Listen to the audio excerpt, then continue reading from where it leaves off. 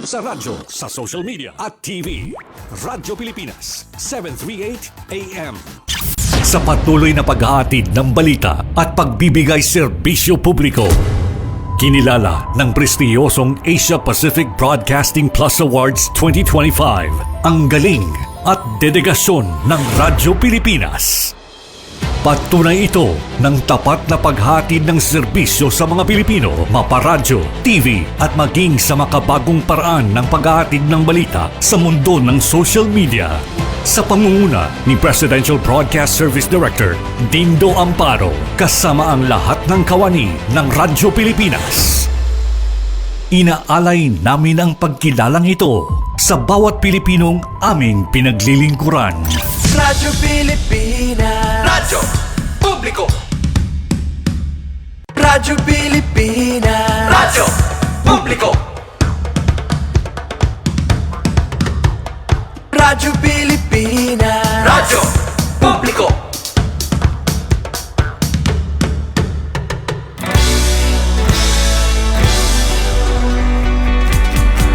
Mahalagang mga balita, napapanahong impormasyon. Kami ang inyong gabay pag may bagyo at sakuna. Serbisyo ng gobyerno kapag may nangangailangan. Mga proyekto ng Pangulo, damang-dama ang pagmamahal niya. Tulay ng mga hinaing, ang problema ng bayan ating lulutasin. Tulay sa himpapawid, tulay ng pagbabago. Radyo Pilipinas, Radyo Publiko, ng bagong Pilipinas. Radyo Publiko, Radyo Pilipinas, Radyo Publiko, ng bagong Pilipino. Mga proyekto ng Pangulo, damang-dama ang pagmamahal niya. Radyo Pilipinas, Radyo Publiko, ang boses ng Pangulo.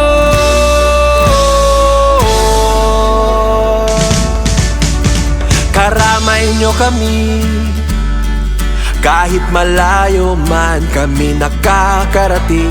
OFW magsasaka, buhay ay iba't iba, san mang lugar ng bansa natin.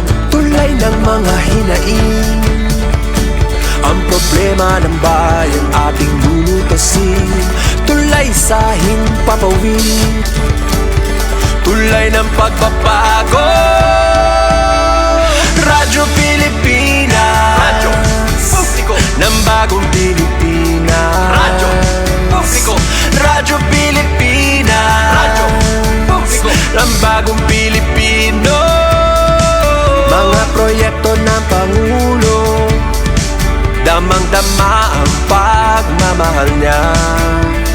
Radyo Pilipinas, Radyo Publiko, ang boses ng Pangulo. Radyo Publiko, Radyo Pilipinas, Radyo Publiko, Radyo Pilipinas. Ito ang Presidential Broadcast Service Radyo Pilipinas, Radyo Publiko, ng Bagong Pilipinas para sa Bagong Pilipino. Naghahatid ng mahahalagang balita at impormasyon na guugnay ng pamahalaan sa sambayanan.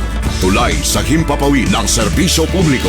Radyo Pilipinas, Radyo Publiko, ang boses ng Pangulo. Sa Mega Manila, 738. Radyo Pilipinas, Radyo Publiko. Oras sa buong Pilipinas, at 9 na minuto makalipas sa alas 3 ng hapon.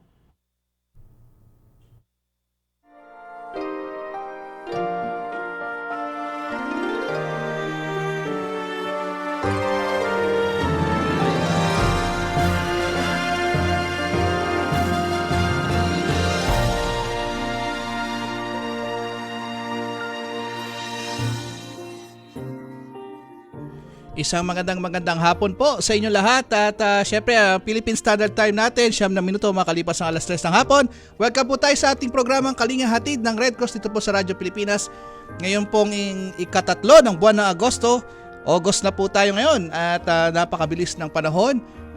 Makalipas ang mga nagdaang bagyo ay tayo ay nagbabalik at syempre tayo ay magbibigay ulat hinggil sa mga ginawa ng ating Philippine Red Cross ha. Ito po yung part 2 ng ating talakayan hinggil sa mga nirespondihan natin sa Philippine Red Cross. At syempre, nais nating anyayahan kayo hanggang alas 4 po tayo ng hapon. Mapapanood po tayo sa For the Box, sa Digibox, channel 43 to 45.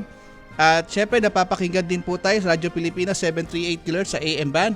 At syempre sa atin sa Facebook page, sa Radyo Pilipinas Facebook page at sa Kalinga Hatid, like, share and comment po tayo ha sa mga talakayan natin. Kung may mga nais po kayong i-shoutout at imigay na mensahe, welcome po tayo sa ating programa.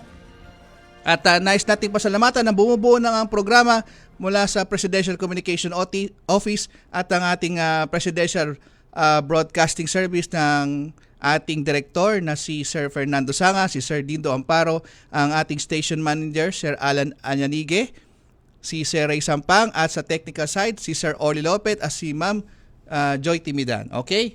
At syempre sa Philippine Red Cross ang ating chairman and CEO Richard J. Gordon, kasama yan ng ating iba pang Board of Governors at ang ating Secretary General Dr. Gwen Pang at ang iba pa nating mga kasama sa mga chapters natin.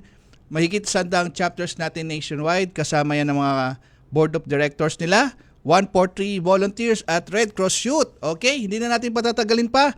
Makakasama natin via Zoom, ang lagi nating kasama. Ngayong pong ika-19 na taon ng ating programa ha. I am sure tayo dito ang pinakamatagal na nagpo-programa sa Radyo Pilipinas. At syempre nagpapasalamat tayo sa management ng Presidential Broadcasting Service sa lahat at syempre sa atin sa Philippine Red Cross. Syempre, nandito natin sa bio Zoom natin, Governor Corazon Alma de Leon. Magandang hapon po, Gob. Yes, magandang hapon. At ang topic natin ngayon ay aksyon at responde hatid ng Philippine Red Cross sa mga nagdaang bagyo at habagat. At privilege para sa akin na ang maging panauhin natin ay si Mr. Carlos Angeles, Administrator, Philippine Red Cross, Caloocan City Chapter, and Mr. Denver Llarenas, Administrator, Philippine Red Cross, Valenzuela City Chapter. Siguro ang unang tanong, bumati muna kayo, Mr. Angeles, Carlo Angeles, pakibati muna, at si Denver Llarenas. Go ahead. Magandang araw po sa ating lahat. Ma'am Gora, magandang araw po. And yun po, sa lahat po ng nakikinig, magandang araw po sa ating lahat. Ganun din po Denver. Yes, sir, ma'am. Magandang hapon po, Gov. Cora, Sir Edison. Ganun din po sa lahat ng makikinig sa hapon po na ito. Ayun. Good. Ma'am, kasama din po nilang sa atin sa mga talakay natin si Mr. Reynan Concepcion at ngayon lang po yan na isama ni Sir Denver. Andyan din po siya sa Zoom. Tama, Sir Denver? Yes po. Ayan. Wala pa siyang picture. Ay, on-cam ka, Sir Reynan. Nako. Kailangan makita Ay, yung ano. Greet ka muna. Sir Reynan.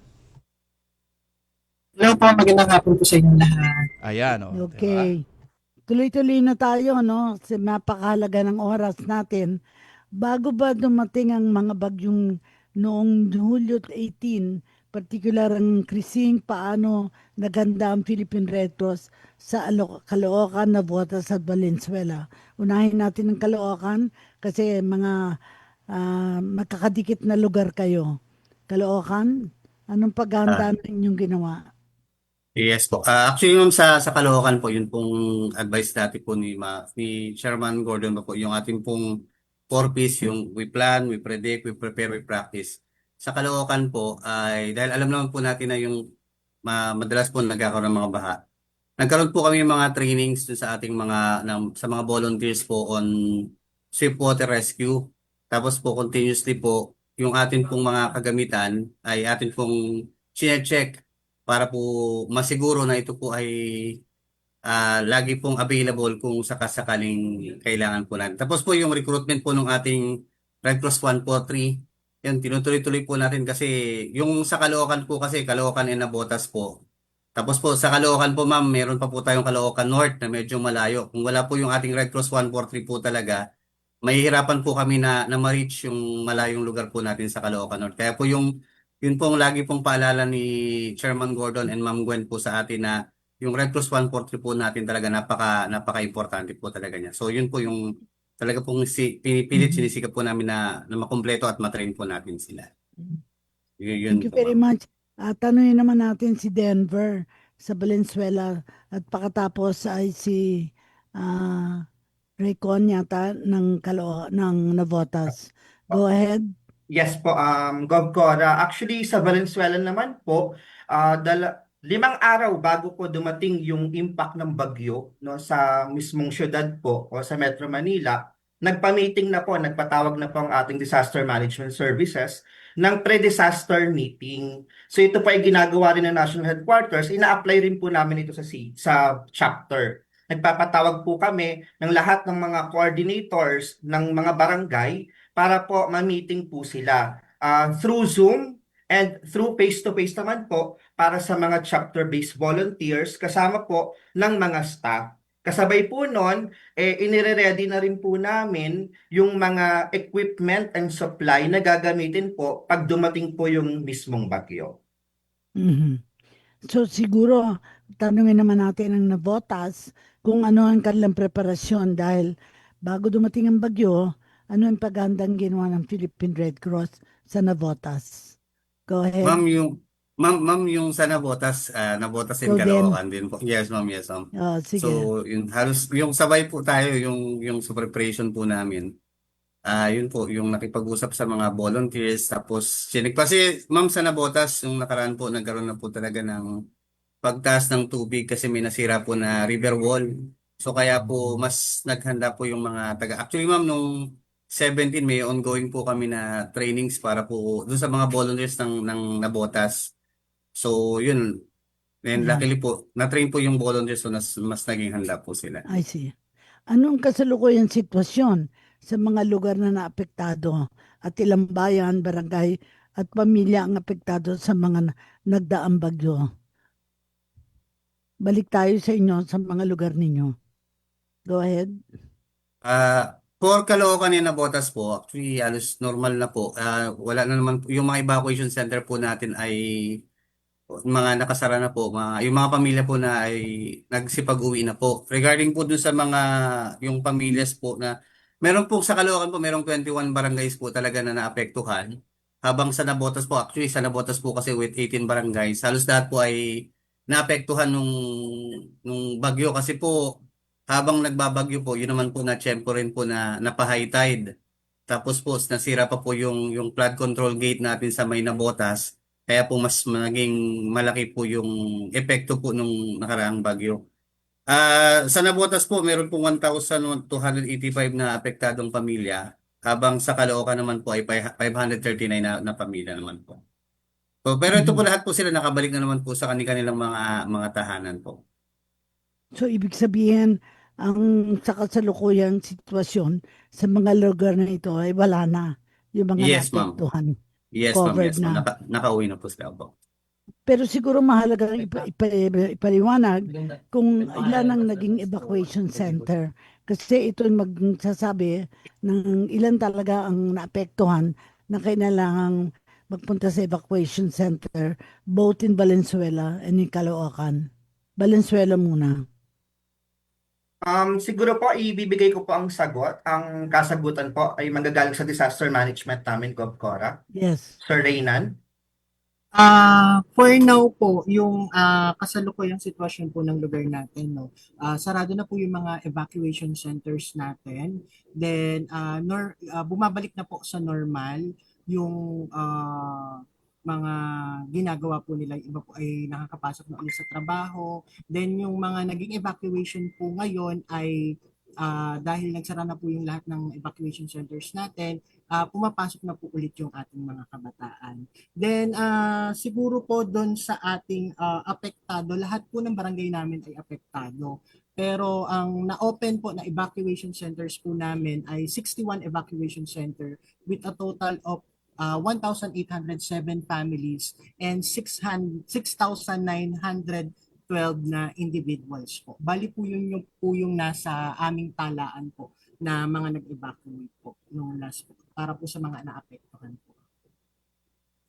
Yun po. Dito, napakahalaga yung tanong, paano nagresponde o kumilos ang inyong mga 143 volunteers sa Caloocan, Navotas at Valenzuela?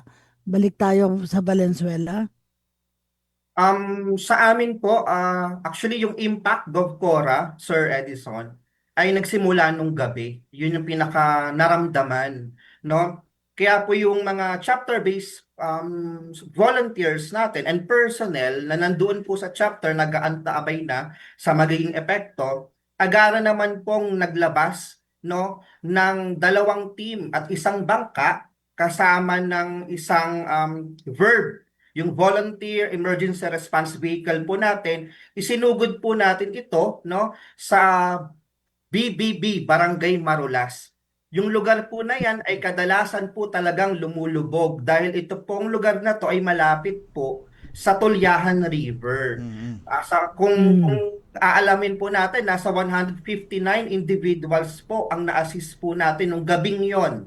At umuwi po yung team natin ng halos nasa 2 a.m. na po ng madaling araw, no, para tapusin po yung assistance na binigay po natin dun sa mga na-stranded, no, na mga individual sa BBB Marulas. Makikita natin yan sa video, GovCora. Ayan po yung mga volunteers Sige. na kasamahan ni Sir Denver at ni Sir Reyna na talaga nga naman gabing-gabi. Alam niyo po ba, Gov, delikado dyan sa daan na yan dahil may mga butas-butas na daan dyan at maaari po yung mga rescuer din natin ay mga kasama natin sa ERU ay talaga nga na mga buhay po rin nila nakasalalay dyan, Gov. Kasi nga mahalaga na ano-ano ang mga napaabot na tulong o pag-asiste sa mga naapektuhan. Nakita natin nakabangka sa mga mamamayan ng Caloocan, Navotas at Valenzuela. Kasi iba yung rescue, iba yung tulong. Kasi yung tulong na rescue, pangunahin yun. But after that, what happened? Kaya mahalaga na pag-usapan natin to. Ano ang nakarating na mga tulong? Simulan natin kay Carlo, of course, kay Denver, at kay Recon. Go ahead. Carlo? Sa Caloocan, ma'am, actually, ang Caloocan, ma'am, nung kasagsagan po, nung 7, nabalitaan po namin na mayroon pong nawawalang bata sa may barangay 176 sa Caloocan North po. So, agaran po tayong nagpadala po ng mga volunteers dun sa lugar para po makatulong dun sa paghahanap ng mga bata. And although sad to say po, hindi naman po agad na nahanap yung mga bata. Tapos dito po sa Navotas naman po, through yun pong instruction po ni Sir Chairman Gordon and Ma'am Gwen, na napahiram po tayo ng 6x6 para po dun sa Navotas po ay matulungan po na makapaglikas yung mga tao po nung kasagsagan po nung ulan. And actually nung pong kahit wala na po yung bagyo, may mga tao po kasi na nahihirapang ring tumawid kasi po yung sa may Tansa 1 and 2 natin. Hindi po basta-basta bumaba yung tubig. So nagkaroon po ng problema yung ating mga mananakay na lumipat po from one area to another. So again po, ay nagpadala po ang National Headquarters po ng isa pong 6x6 para po makapag-transport po ng mga tao. Nakapaglipat po tayo ng total po ng 141 individual. And yung 6x6 natin, ma'am, ay nakapag-transport po tayo ng isang pasyente po ng stroke. Nadala po natin sa Navotas City Hospital po. Kung wala po yung truck natin doon sa time na yun, baka po kung ano na po yung nangyari doon sa pasyente. Tapos, currently po, nung nakaraan po, hindi pa po tayo nagbigay po ng mga relief natin. More of hot meals, ayun pong health educations, yung welfare po muna ng mga evacuees po natin, yung atin pong pinagtuunan ng pansin. Yun po, habang nasa evacuation center po sila. Sa ano naman, sa Valenzuela, ano naging papel na ginampanan ninyo sa Sa pagresponde? Valenzuela naman po, after nung response po namin ng madaling araw, kinabukasan po is actually nagpatawag po ang aming LDRRMC ng meeting regarding po sa mga activities na pwede pong ibaba ni Philippine Red Cross Valenzuela City Chapter. Actually, we coordinated para po sa mga evacuation center na magkaroon po kami ng welfare desk, first aid stations, hot meals po, child-friendly space, para po dun sa mga kabataan po natin, no? Kasi sabi nga natin, ayaw nating madamay yung mga minors dun sa nakikita natin sa kapaligiran kasi gusto natin maging masaya po sila even na merong disaster na nangyayari sa community natin. No? Then nagkaroon din po kami ng water distribution or water station to our jerrycans para po kahit papaano po ay may mapapagkunan po sila ng malinis na tubig. Then nagkakaroon din po tayo ng hygiene promotion and disease prevention po para po sa kanila. No? Para aware po sila yung mga possible na dapat nilang iwasan para hindi po sila mahawa ng sakit. Then nagbibigay din po tayo ng mga IEC materials sa kanila. Then nagbigay din po tayo ng doxycycline sa ating mga RC-143 volunteers para po sa kaligtasan po ng mga volunteers po natin. Yun po yung mga ginawa po ni Valenzuela. Ano naman sa Valenzuela? Kasi Sa Valenzuela. siyempre ano natutunan natin nang dumaan ang bagyong ito sa Valenzuela? Go ahead. Gov Cora, sa totoo lang, ang kaligtasan po ng tao ay hindi dapat inaasa lang, no, sa response or assistance na ibinibigay ng government or ng mga non-government organizations, no? Ang kaligtasan po ng tao ay dapat po ay nakabatay rin, no, sa bawat tahanan, no? Kaya mahalaga po, no, na pag sinabi ng government or ng non-government organization na lumikas, sana lumikas rin po yung mga tao. Kasi oras po dumating, like sa pagkakataon rin, gabi, madilim, mas mahihirapan po yung assistance na pwedeng maibigay. Pero kung naagapan po, no, na mas maaga, baka mas mabilis at mas marami po tayong na-assist, no? Kaya po mahalaga po talaga, no, yung informations na po pwedeng maibigay natin, no, sa ating mga community at constituents, no. Kaya siguro isa po 'yan, so no, sa dapat matutunan, no, ng bawat komunidad, no, sa mga ganitong pagkakataon. Mm.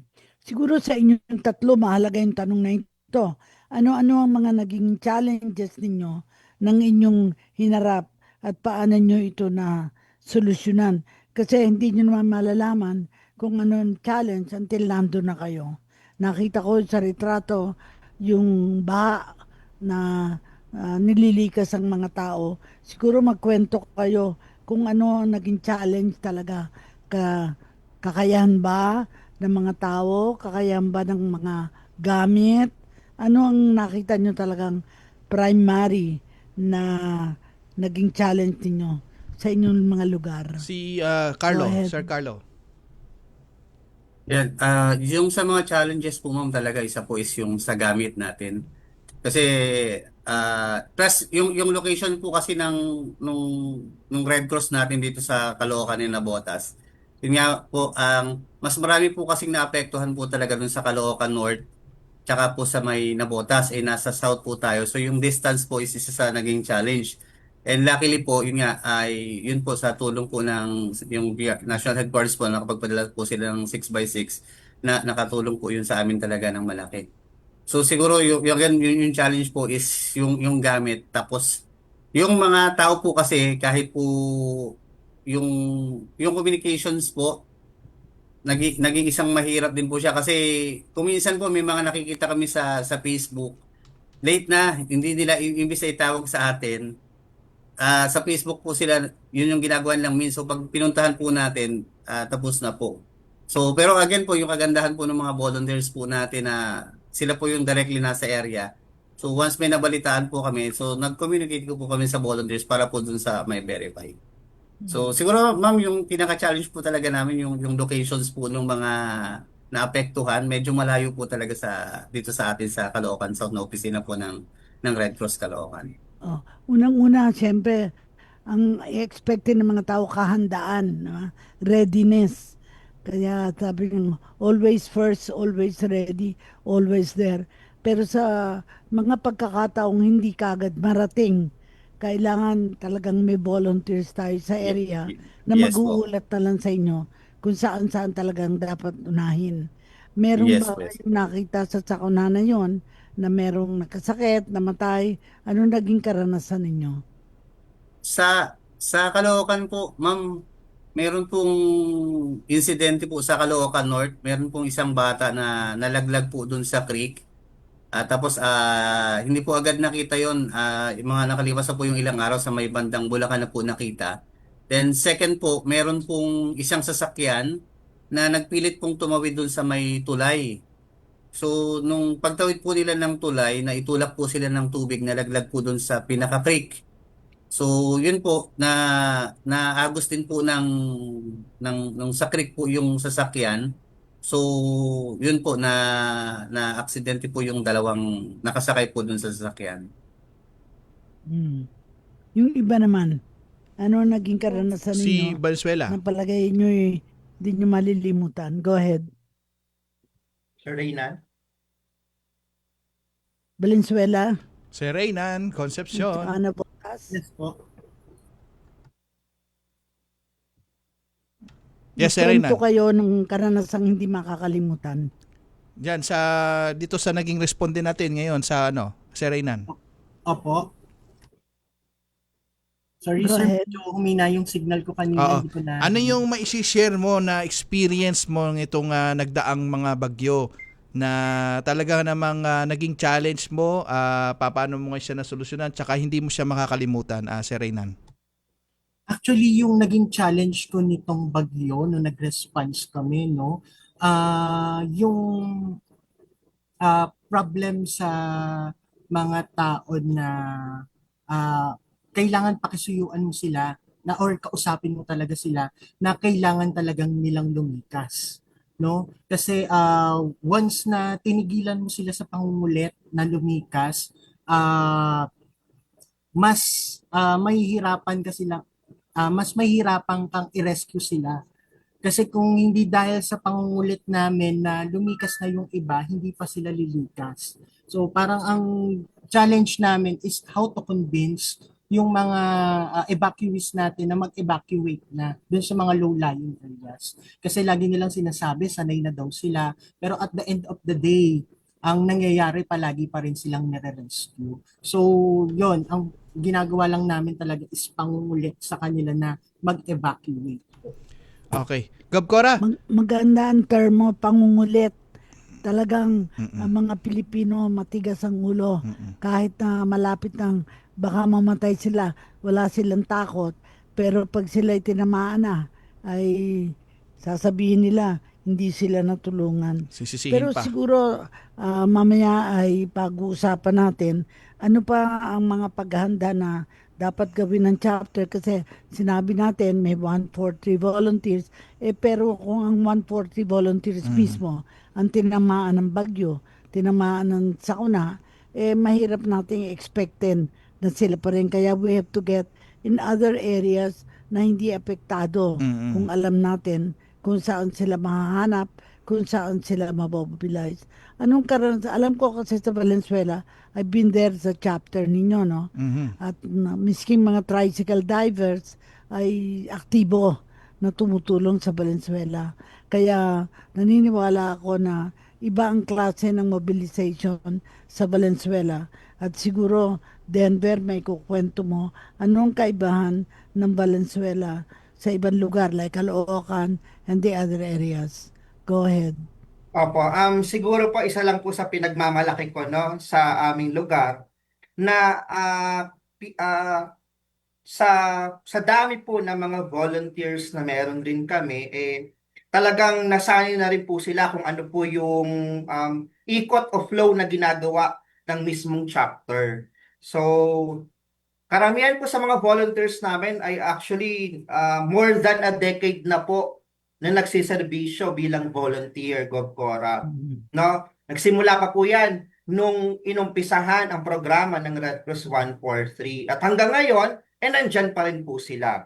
Kaya every time po na magkakaroon ng mga ganitong sakuna, disaster, isang tawag lang po sa kanila, pumupunta po kaagad sila sa chapter, nagso-support po kaagad sila sa mga barangay. Kaya masasabi ko po na siguro mga loyalista po talaga natin yung mga volunteers na to, Gov Cora, no? So, minsan isinasali na lang po nila yung pagiging volunteer nila sa kapwa nila kapamilya, no? Para lang magtuloy-tuloy po yung volunteerismo. So, ayun po, no, yung nakikita ko pong magandang na kaugalian dito sa Valenzuela. Gov Cora, So, Gov Cora, yung pagiging always first, always ready, nakita mo na. Ngayon, si Edison naman ay ready po. to report kung ano yung gusto Hindi. niyang i-report. Hindi, Gov Cora, tayo ay magbibigay daan sa ating commercial break. Tayo ay magbabalik kasi po medyo ano tayo at kailangan natin magbigay daan sa mga commercial break natin. Magbabalik po tayo sa ilang mga paalala. Good news! Ang inyong pinagkakatiwalaang Radyo Pilipinas nasa TV na. Oo, nasa TV na. Ang Radyo Pilipinas 738 AM ay live nang mapapanood sa Channel 3 ng ABS-CBN TV Plus at Channels 45 to 49 ng GMA Affordabox. Kaya may access ka na sa balitang totoo anytime, anywhere. Sa radyo, sa social media at TV. Radyo Pilipinas 738 AM. Radyo Publiko Serbisyo. Pambayang News Nationwide. Balitang pambansa. Sa ulo ng ating Pinakamalawak na pagbabalita. ang radyo ng Pilipinas. Radyo Pilipinas. Balitang mahalaga sa bawat mamamayan. Ang radyo ng publiko. Radyo publiko. Nag-uugnay ng pamahalaan sa sambayanan. Ay inyo ring mapapakinggan sa 104.3 FM band. Magkaisa, magtulungan para sa pag-unlad ng ating bansa. Radyo Pilipinas. Radyo publiko sa 104.3 The Capital. Ang ating mga programa at serbisyo para sa mamamayang Pilipino. Ibabahagi natin mula alas 6 ng umaga hanggang alas 12:30 ng tanghali. Monday to Friday sa 104.3 FM band. Radyo Pilipinas, Radyo Publiko, and The Capital. Ang boses ng Pangulo. Sabay na maghahatid ng serbisyo sa mamamayang Pilipino in the new era of collaboration. Balita mula sa iba't ibang bahagi ng bansa. Radyo Pilipinas, Radyo Publiko sa 104.3 The Capital. This is a public service announcement. Discipline is the key. Umiwas sa aksidente sa daan. Ang pagmamaneho ay may kaakibat na responsibilidad. Hindi basta mapaandar lang ang sasakyan. Kilatisin ang sarili, ang kahandaan sa manibela. Siguruhing inyong konsentrasyon ay hindi magagambala. Importante rin na ating laging isipin, init ng ulo ay huwag pairalin. Bagkus, kaligtasan ng lahat ang siyang dapat unahin. Isang mahalagang paalala mula sa Presidential Broadcast Service at Radyo Pilipinas, Radyo Publiko, 738. This is a public service announcement. Public service announcement from PBS, Presidential Broadcast Service at Radyo Pilipinas, Radyo Publiko, 738. Okay, nagbabalik po tayo, Gov Cora. Yes, siyempre this portion palaging interesado ako yung karanasan nila, paano sila nagsimula sa Red Cross at sino mga magulang nila para ma-acknowledge ko naman ang pasasalamat ng Red Cross sa mga kapamilya ninyo at yung dahil karanasan nyo, kailan pa kayo naging administrator sa Caloocan, sa Valenzuela at yung trabaho sa Navotas. Go ahead, simulan natin kay Mr. Carlo Angeles. Matagal na ba kayo sa Red Cross? Yes po, Ma'am Gora. Actually, Ma'am Gora, pagka-graduate ko po ng nursing sa Fatima, 1993 po, nag-start po ako as volunteer ng PRC Wow. Caloocan. Opo. Actually, yung Kamalapat before pa, yung Caloocan, Valenzuela, Navotas, and Malabon, isang chapter pa lang po siya dati under Caloocan. Yung naka-volunteer na po ako sa Caloocan. Yun po, tapos tuloy-tuloy po yung pag-volunteer ko kasi instructor din po kasi ako ng first aid and other training course po ng PRC. And then actually, naging staff po ako ng Caloocan, ma'am, ay itong 2012 lang po ng July. After po kasi yung ibang trabaho sa labas, then yun po, bumalik din po sa PRC. And luckily po, na-hired naman po ako during ng time ni Ma'am Jennifer de Guzman po. Na-hire po ako sa Caloocan as chapter service representative po ng Safety Service and DMS. Tapos po, nung 2023 po, yun po, as officer in charge po ng Caloocan until ito pong current po ngayon. Ako po yung officer in charge po ng Caloocan Red Cross. And Nabotas po. Yun po. Maraming salamat. Hawak mo. Sa Valenzuela naman, of course, ang naging senator natin ay taga Valenzuela at alam natin na ay malaki ang inugit din niya bilang dating mayor, no? At naniniwala ka, at ngayon naman, yung dating mayor ay DSWD secretary. Kaya umugit na rin ng leadership sa larangan ng social welfare. Kailan ka naman, Denver? Kasi ang pangalan mo para kang abroad eh. Denver. Opo. Yes, Gov Sa ko. Denver. Opo, kaya po Denver kasi December po ako pinanganak. Opo. Ngayon po, December. yes po, Gov. Ah, Ngayon po, galing. ako Pero po ay kailan ka naging administrator? yes po, actually kasabay ko po si Sir Carlo 2023 din po. Pero Yes. ako po ay nagsimula after ko graduate ng pagka-nursing, pumasok po ako sa pag-volunteer kay Philippine Red Okay. Cross Valenzuela. Ah. 2012 po yon. 2012 po. Okay. So, siguro mga nasa lagpas isang dekada na rin po ako So sa mahaba na rin, mga 13 years na lang or yes more, po, no? Gov. Yes po. Ang pagano mo, no? So, siguro, ang gusto kong malaman sa inyo, of course, si, ano ba, Arcon, ang initials mo. Go Reyna ahead. po, Kailan ka Reyna. nag-join ng Red Cross? Opo. Ako po naman, from Valenzuela, nag-start po ako bilang community volunteer noong 2010. Galing ka sa, So, kumbaga pinanganak ka from Valenzuela hanggang, ngayon ay nasa hanggang ka. Nasa, Valenzuela pa rin naman po ako, ma'am. Actually, Valenzuela pa rin. ako, from Barangay Balangkas. Naging volunteer ako since 2010 bilang community volunteer. No, talagang nanggaling po ako sa community. Then, nagkaroon po kasi ng project through the PFR na yun po, nag-training po ako sa Red Cross. Then, 2017, naging chapter-based volunteer. Tapos, nung naging CA na po si Sir Denver, doon po napunta sa akin yung position ng focal person ng disaster management noong 2023. Almost 15 years na rin po sa volunteers. Yun. So, yung huling question ko naman, not exactly kuli, pero mahalagang pag-usapan natin, paano naman naghahanda ang inyong mga chapter kung sakali may bagyo muli o posibleng disaster na paparating? Kasi hindi natin ma-anticipate kailan darating, hindi natin alam gaano kagrabe. Pero ano yung paghahanda ninyo sa pagay nyo makatutulong para harapin yung katotohanan na baka mas maraming pa, mas grabe pa ang darating? Go ahead, Carlo, of course, si Denver, at saka si Arcon. Yun po, Go ahead. ma'am, Gov Gora. Actually, Gov Gora, matapos po itong nakaraang bagyo po natin na sobrang mahaba po talaga. In a way, realization po na kahit po talaga yung training natin, kulang pa po talaga. So, ang paghahanda po natin ngayon is yun po, ituloy-tuloy po yung recruitment po natin and training po ng ating mga Red Cross 143 volunteers. Tapos po, kasama po sa magiging paghahanda kasi yun po talagang nangyari na meron po kaming baha sa Caloocan North, meron sa Nabota. So yung equipment po talaga, so kailangan po na nating dagdagan yung gamit. Dadagdagan po natin yung kagamitan, yung mga tao po natin na mga trained. Dapat po ay maging mas madami po sila. Kung meron po tayong 1,000 nitong nakaraan, dapat po mag 2,000, mag 3,000 para po kung sakasakali pong may dumating po ulit na So, ibig katulad ng nakaraan. sabihin ay mas malaki ang paghahanda ninyo kaysa sapagkat nagkaroon na kayo ng karanasan na makita ang kakulangan and therefore dadagdag.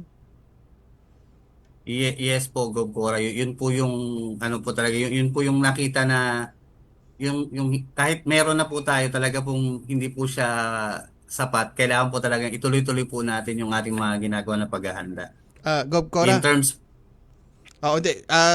Sabi ni Sir Carlo kasi isa sa naging challenge niya dyan is yung District 1 nyo, yung North Caloocan. District 1 naman ng district yung nasa North. Kasi dapat magkaroon sana tayo ng branch dyan at o kaya satellite office sa Sir Carlo para at least mas malapit. Oh. Sir, actually nakalatag na yun. Pinag-uusapan na Sige, po. lang, go ahead. Apo, Ito yung Patuloy sabi mo. po ni Sir Edison na yung Caloocan North nga po medyo malayo na dapat mapagandaan. Actually, nakalatag na po siya. Napag-usapan na po na maglalagay po kami ng isang opisina po sa Caloocan North. Yung target po with yung ating pong butihing mayor po ay nakausap na po namin before na meron po silang iaalat po sa atin sa may barangay 176. So, yun po yung pupuntahan, sisilipin natin. Kasi madami po talaga dun yun po yung pinaka-sentro yun yung pinakamalaking barangay. Yung 176 po, dati po isang barangay. Ngayon po, naging 6 na barangay na po yun. So, mas maganda po yung location niya. So, yun po yung iniintay po natin ngayon. Pero yun po, talaga pong kailangan po nating magkaroon ng opisina po dun sa may Caloocan North po talaga. Oo. So, bali nire-reconfigure ninyo kung ano yung dapat pang gawin na hindi pa ginagawa and therefore kailangan planuhin. Of course, ang Valenzuela is napakalaki na rin na syudad dito. At therefore, as a Valenzuela City Chapter, bilang administrator, kailangan mong palawakin ang para makarating ang serbisyo. Sino ngayon ang mga other na tinatap ninyo na makatulong, hindi lang Red Cross 143, but iba pang members ng board at saka iba pang mga institusyon sa Valenzuela? Go ahead, Denver. Yes, Gov Cora, no. Sa totoo po 'yon, no, na hindi sasapat, no, kung Red Cross lang po ang gumagalaw sa mga ganitong pagkakataon. Kaya sa mga like ito, katatapos lang po na bagyo, no, kino-contact na po namin lahat ng mga networks po namin tulad po ng Rotary sa Valenzuela, Lions Club, Business Club. No, kasama po niyan yung mga company po na nagpe-pledge after the training ng standard first aid, may mga nagvo-volunteer, may mga nagbibigay ng mga in-kind donations. So tuwing magkakaroon naman ganitong sakuna, sila po ang kino-contact namin, no? 'Yon, mga ganun pagkakataon, Gov Cora. Hindi pa naman po pumapasok, no, sa Valenzuela na magdagdag ng satellite office, no? Kasi sinasaturate pa po namin kung ano pa po yung po pwede nating makuha, no, within the city. Kaya mas maganda, mas maraming volunteers. Pag maraming volunteers, magbaba na mas maraming trainings para maka-attract pa po ng mas maraming donation. Maasa din ako na sa bagong plataforma natin na Safeguard ay mapalawak natin ang tumutulong para magkaroon tayo ng sufficient funds para ma-accelerate natin ang mga serbisyo. Siguro mahalaga din na isipin natin kung ano pa yung pwedeng mapalakas pa natin bukod sa 140 volunteers, bukod sa partnership, bukod sa fundraising, ano pa yung naisip ninyo na kailangan natin palakasin dahil lumalaki ang mga disasters na dapat nating iresponde. Edison, meron pa bang pictures o wala na pictures? Hindi. Meron po tayong panawagan, Gov Cora, sige. kasi nitong Go ahead. nakaraang Sige, go linggo, ang ating ikalawang humanitarian caravan ay nagtulak sa lalawigan po ng Bulacan at dala po Okay. niya na iba-ibang serbisyo. Tayo ay nakapagbigay ng mga food packs dyan sa Kalumpit, sa bayan ng Kalumpit, sa isang barangay dyan na hanggang ngayon ay lubog pa rin po sa baha. Kaya't kami dito sa Philippine Red Cross, tayo ay nananawagan na sa mga nais magbigay tulong, mag-donate. Ito po yung isa, Ma'am Joy. Yan, okay, mga paano tayo makapag-donate? Ayan po yung mga bank accounts po natin. At para sa mga nais mag-donate sa Philippine Red Cross. Gov Cora? Yes, at sana sa mga susunod na programa natin ay ibalita natin alin ang mga chapters ang talagang tumugon ng mga lugar nila para magpasalamat naman tayo Apo. sa mga tumulong, to acknowledge yung mga tumulong during the last week's disaster Yes. at yung tumutulong pa sa incoming disaster. Apo.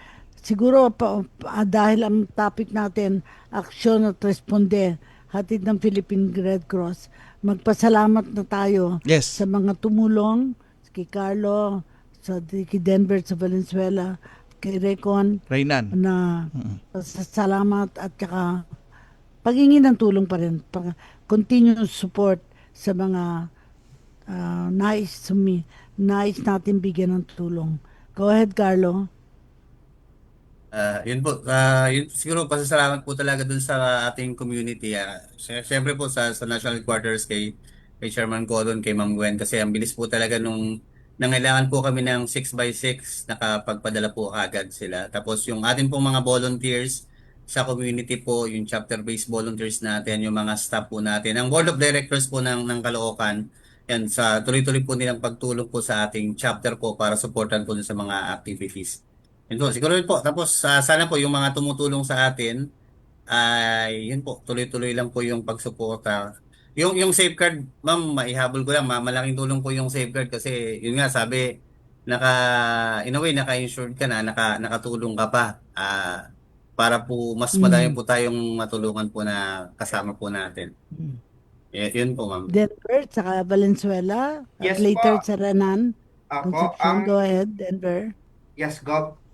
Siguro po unang-una sa ating Chairman Richard Gordon, sa mga Board of Governors, kay Secretary General Gwen Pang po, sa mga Board of Directors ng chapter, sa mga National Headquarters staff, of course, yung kanilang update, no, nakakatulong, malaking tulong po ito sa mga chapter. Gusto ko rin po magpasalamat sa pool of volunteers, sa Radcos 143 volunteers, chapter-based medical corps group, no, na hindi po nang hinayang na ibigay ang kanilang serbisyo sa mga ganitong pagkakataon. No, kasi minsan inuuna pa nila yung kanilang matutulungan bago ang kanilang bahay, yung bago ang kanilang pamilya. Makikita niyo po sila minsan dumirekta na ng evacuation center, katapos pagbalik po ng bahay, nilulubog na po pala ang kanilang bahay. No? So paulit-ulit po yung mga ganitong pagkakataon, kaya lubos-lubos po kami nagpapasalamat sa aming mga donors, sponsors, at syempre, yung mga hindi napapagod na mga staff ng chapter, no, maraming salamat po. They stay up to midnight para po mag-update, no, sa mga volunteers sa social media. Maraming salamat po. Renan, Concepcion, ang ganda ng pangalan mo. Ano ang sasabihin mo na parting words natin dito sa Yun ating po. programa? Gusto ko lang po magpasalamat sa lahat po ng sumusuporta sa Philippine Red Cross, no, si Chairman Richard Gordon, si Ma'am Gwendolyn Pang, our Board of Governors, Board of Directors, our Chairman in Valenzuela, Ma'am Elizabeth Chongho, and our Red Cross 143 volunteers po, no, na talaga pong hindi kami iniiwan, no, nung disaster. Na kahit sobrang pagod na sila, nandyan pa rin po sila at until the end na matapos po yung operations, hindi po sila umalis dun sa areas po ng evacuation centers. Yun po. Tama-tama, talagang wala tayong iwanan. Kailangan magtulungan tayo. Tama. At sa hapong ito, nais kong batiin in advance ang ating chairman, Yes. Richard Gordon, Opo. na magsa-celebrate ng Happy birthday. kanyang birthday. At si Gov sa Cora. August 5th. August 5th. At si Gov Cora, Para sa August kanya, 6. Happy birthday po. Happy birthday po, ma'am. Happy birthday po. Thank you. Welcome na welcome Ang kayo message sa nito, kay this Gov Cora. season, let us reflect on the beauty and majesty of our earth. May we open our hearts to the call for a universal communion with all of creation and embrace our guardianship of nature. I pray that each of us, in our own small ways, answers the call to care for our only home and to preserve this unique gift, a manifestation of God's unending universal love for generations to come. May love, kindness, and peace be upon us all. Maraming salamat sa lahat ng nanood, nakinig sa atin, and see you again next Sunday, same time, same station. Maraming salamat. Back to you, Edison. Okay, nais nating pasalamatan ang lahat ng mga nakasama natin ngayong hapong ito mula sa Philippine Red Cross Caloocan Chapter. Si Sir Carlo Angeles, siya rin po ang OIC ng Nabotas, ng branch po nila. At syempre, ang administrator ng Philippine Red Cross Valenzuela City Chapter, Sir Denver Larenas, at maraming salamat sa oras nyo at kay Sir Renan Concepcion. At syempre, sa mga susunod na linggo po, siguro sa susunod na linggo tatalakayin natin dahil buwan po ngayon ng IHL month, ay makakasama natin baka makasama natin si Governor Lona Kapunan bilang co-anchor natin patungkol dito sa IHL. At siguro sa susunod pa na episode, maghanap tayo ng chapter na talagang tinutukan natin dito sa Baguio, siguro ang La Union at ang Bulacan. Okay, yan na po ang ating kalinga hatid ng Red Cross sa Radyo Pilipinas ngayong ikatatlo ng buwan ng Agosto 2025. At susunod na po ang pagbabalita hatid ni Sir Albert Sebastian at kasunod yan na programa ni Vance Fernandez. Ito po si Edison Enriquez. Oras sa mga taga Valenzuela chapter at Caloocan chapter, 5 minuto bago mag alas 4 ng hapon. We know you're always